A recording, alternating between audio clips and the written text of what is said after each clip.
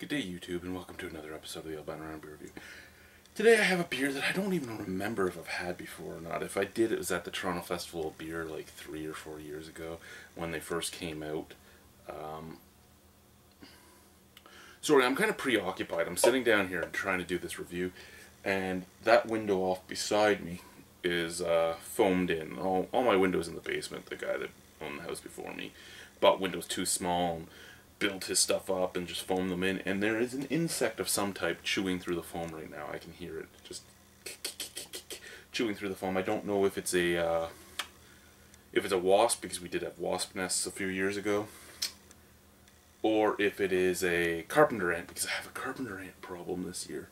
But something's trying to get through that window, and listening to it is just driving me insane. I'm actually going to have to go and get, well, actually I have one. I have more caulk. So I'll go outside tomorrow and caulk any part of it that was missing, but I was pretty sure I got all that window. Obviously I didn't get all the window because something's coming through, so it got some clear wood and is now just chewing through the foam. So I'll caulk the window and it can't get out and it'll end up dying, but whatever it is, it's bothering me. Anyway, on to the review. Today I am drinking from Hopcity Brewing, which is a subsidiary of Moosehead. This is Hopcity Brewing's Lawn Chair Classic Weisse. It's a nice little bottle. Well, it's a nice little can. Nice color. It does pop out on the shelf. 5% alcohol by volume.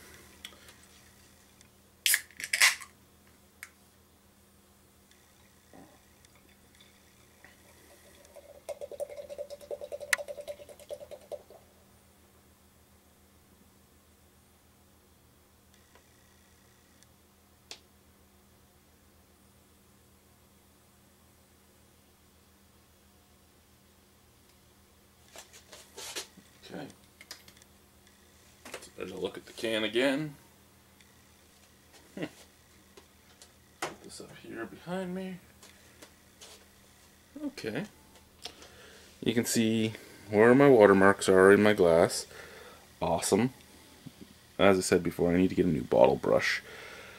And I need to make sure my wife stays away from the cups when they're being cleaned. But anyway. Golden color.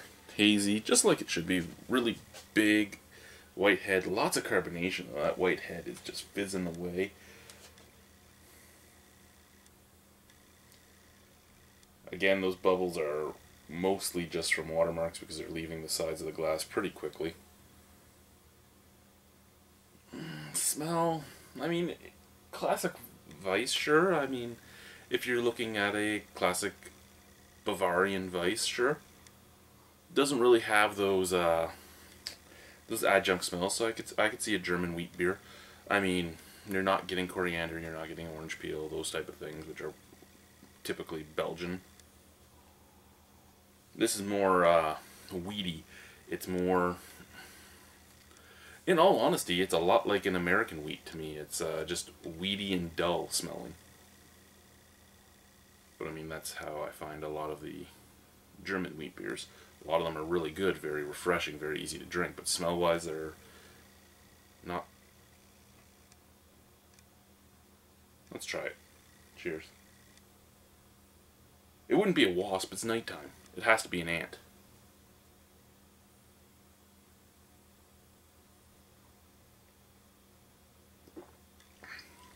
Oh.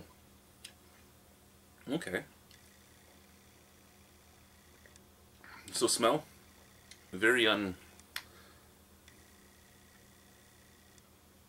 smell very unassuming, very dull. Taste? Quite nice and refreshing, actually. Easy drinking, medium light bodied, very weedy, slight sweetness. This is just a really easy drinking beer. Great summer beer. Great summer beer. Sit out in the patio, sit out in the backyard. Lawnmower beer. Great for all those things.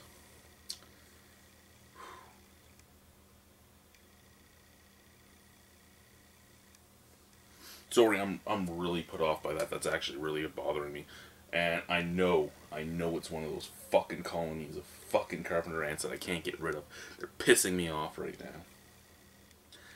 I don't like killing animals. I have carpenter bees in my backyard. They're bees. They don't sting unless you get the queen. Whatever. They can live there.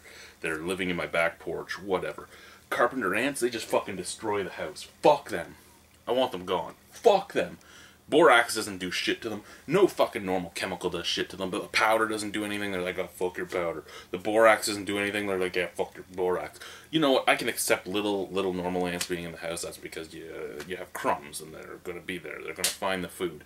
But carpenter ants, fuck them. And I fucking hate squishing them because they have that crunch.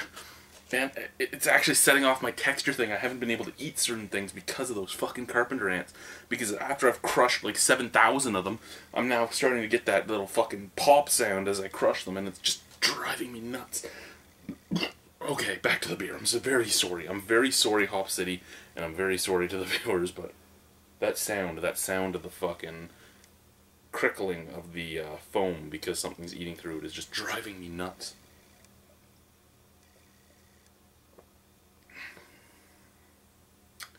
To the beer, easy drinking, fairly tasteless, fairly unassuming.